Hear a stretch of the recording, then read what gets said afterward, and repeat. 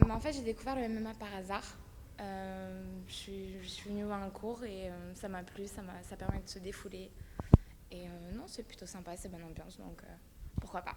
Je regarde pas trop l'aspect violent ou même déjà je le vois pas, mais je m'intéresse surtout aux techniques et comment est-ce qu'ils font pour faire telle ou telle technique. Enfin, c'est surtout cette dimension, comme je dis, martiale qui ressort et que je vois le plus dans les combats à la télé. Le but, c'est pas non plus de faire mal. Donc c'est vraiment de s'entraîner, travailler et progresser, c'est tout. On n'est pas là pour faire n'importe quoi, on est là pour apprendre et c'est cette notion-là qu'on retrouve principalement dans le MMA, comme dans tout autre sport de combat notamment. La première fois que j'ai entendu parler de Vale Tudo, donc, c'était en 94, pardon, quand j'ai gagné mon premier championnat du monde de Jiu-Jitsu. Et j'avais un Brésilien dans ma catégorie qui s'appelait Walid Ismail, que je n'ai pas rencontré parce qu'il a perdu contre l'Allemand. Je devais le rencontrer, on était dans le même quart de tableau. Et il est venu me féliciter à la fin de la compétition. Il m'a dit: tu devrais faire du Vale Tudo, c'est très populaire au Brésil.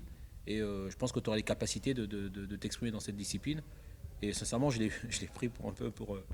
Voilà, il m'a expliqué un petit peu de quoi s'en retournait, pas trop de règles, pas trop de. Voilà, donc j'ai pas vraiment cru parce qu'il y avait eu en effet les premiers UFC, mais on n'a pas les moyens de communication tels qu'on a aujourd'hui. À l'époque, ça s'est su beaucoup plus tardivement. Donc je ne l'ai pas vraiment cru et il se présentait comme un champion de jiu-jitsu brésilien. Et nous, à l'époque, on n'entendait pas parler de jiu-jitsu brésilien, quoi. Pour nous, on connaissait le judo et le sol, c'était le sol du judo.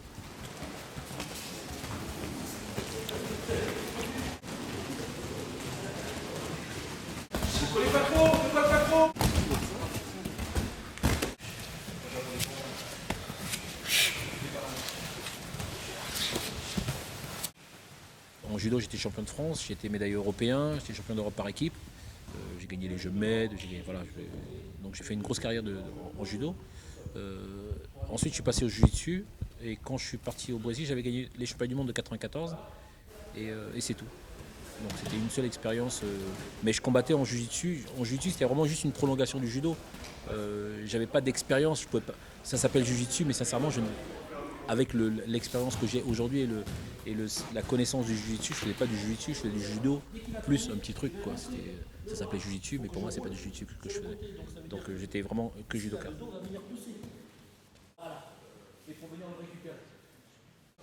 C'est vrai qu'il y a beaucoup de critiques sur le MMA, on ne comprend pas le MMA, spécifiquement à cause des frappes au sol. Parce que le MMA, ce n'est rien d'autre que de la boxe thaï qui est autorisée, plus ou du kickboxing, ou de la boxe française, parce que c'est des sports pieds-points, plus judo-lutte, sport olympique, plus du sol, donc comme on voit au judo.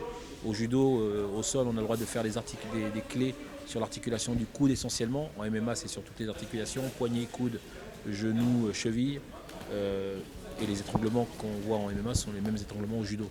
Donc c'est pas tellement la partie soumission, on va dire, du MMA qui choque, mais c'est la partie où on met des coups. Alors moi, ce que je trouve, peut-être parce que je suis pratiquant et que j'ai fait tout ce périple et tout ce parcours, je trouve bizarre qu'on n'ait rien à redire sur des coups qu'on porte debout et que tout d'un coup au sol, faut pas mettre de coups, quoi. Et derrière, c'est vrai qu'il y a cette, je sais pas comment dire, cette espèce d'expression qu'on a derrière. Faut pas te frapper quelqu'un qui est au sol. Mais quand on dit ça, c'est quelqu'un qui est au sol, qui ne peut pas se défendre, ou quelqu'un qui est au sol qui est KO, je sais pas. Mais là, on parle d'un sport où justement on travaille au sol.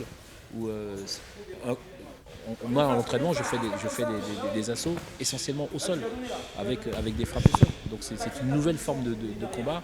Et je crois que c'est juste qu'on n'a pas l'habitude de voir ce genre de situation. Et on se dit, mais qu'est-ce qu'ils font au sol? Et en plus, ils se frappent, mais c'est horrible. On va expliquer ce truc de fou que sont les clés. Donc les clés se font sur toutes les articulations qui sont le poignet, le coude, les épaules, le genou et les chevilles. Et on va également chercher toutes sortes d'étranglements qui se font, bien sûr, au niveau du coude du partenaire. Donc je vais prendre une situation qu'on trouve souvent en combat, qui va être par exemple ce qu'on appelle la demi-garde. Demi-garde parce que j'ai une jambe qui est prise. Donc ici, je vais venir essayer par exemple de frapper les côtes pour l'obliger à se déplacer. D'accord? Ça me permet d'avoir un peu plus d'espace pour, pourquoi pas, sortir et venir ici. On voit souvent également cette situation où je suis en position à cheval, Tateshi Ogatame pour les judokas, où je vais essayer de frapper. Dans le règlement, si j'envoie des coups et que le partenaire ne peut pas se défendre, l'arbitre est obligé d'arrêter le combat. Donc il est obligé de montrer qu'il est encore actif, d'accord? Donc obligé de se défendre et d'essayer de se replacer. Même s'il n'est pas touché, voilà, je fais ça, l'arbitre va arrêter le combat si au bout de 5, 6, 7 coups, il ne se défend pas, même s'il n'a pas pris le moindre coup. Ensuite, moi ça me permet, quand je suis dans cette position, que j'ai pris la position dominante, d'utiliser ses bras parce qu'il va essayer d'envoyer les bras pour se défendre. Voilà. Pour aller chercher par exemple un Shigatame. Un coup au sol, c'est beaucoup moins puissant, percutant qu'un coup debout. Exemple, il est à cheval sur moi. La distance entre lui et moi est réduite. Donc même s'il voulait frapper, le fait que je sois au contact, il frappe. Le fait de bouger ici, il n'aura pas ses appuis pour frapper efficacement. On va se relever. Contrairement à des situations de boxe anglaise ou de boxe thaï, où j'ai toute la possibilité de venir frapper dans des positions où il n'y a rien qui m'empêche de déployer toute la force possible pour le toucher. Donc, juste cette démonstration, ça montre vraiment que quand on est au sol, on ne peut pas avoir la même puissance de frappe que quand on est debout. Les gens s'entraînent aujourd'hui. On ne peut pas fermer les yeux sur le MMA. Il y a des clubs se montent, peut-être pas forcément sous l'appellation MMA comme on le fait ici, mais ailleurs il y a des gens qui se regroupent parce qu'il y a une demande. Et donc pour ne pas laisser partir les gens, eh bien, on ouvre des structures, on ouvre en tout cas des créneaux où des jeunes font du MMA. Et la plupart, ils le font avec des gens qui ne sont pas encadrés, qui ne sont pas formés pour ça. Et le problème, il est là. Donc nous, c'est vraiment un problème de conscience de dire attention, il y a des populations qui s'entraînent, il faut qu'ils puissent être entraînés par des professeurs qui sachent entraîner et qui ne les cassent pas, quoi. Donc voilà, donc le travail, il est là. Donc quelque part, c'est dans l'intérêt commun que le MMA à terme soit légalisé. Complètement. Alors bien sûr, moi c'est ma discipline. Je prêche pour ma paroisse, mais je suis également un éducateur. J'ai un enfant, et les gens que j'entraîne, je les ai sous ma responsabilité. C'est de ma responsabilité qu'ils repartent en bonne santé et qu'il n'y ait pas de problème. Et en tant qu'un des pionniers, on va dire, de la discipline, je n'ai pas envie que les gens s'entraînent dans des conditions déplorables parce que ça va rejaillir contre... ce qui sera mis en avant, c'est le MMA.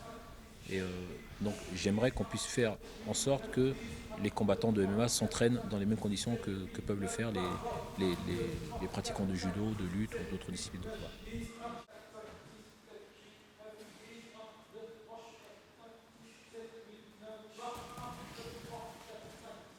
Tout le monde vient dans une salle de MMA, qu'on soit jaune, blanc, rouge, vert, et qu'on soit dentiste ou qu'on soit simple ouvrier, quoi. Il y a pas de, tout le monde se mélange et ça se passe très très bien. C'est pas un sport de pauvres.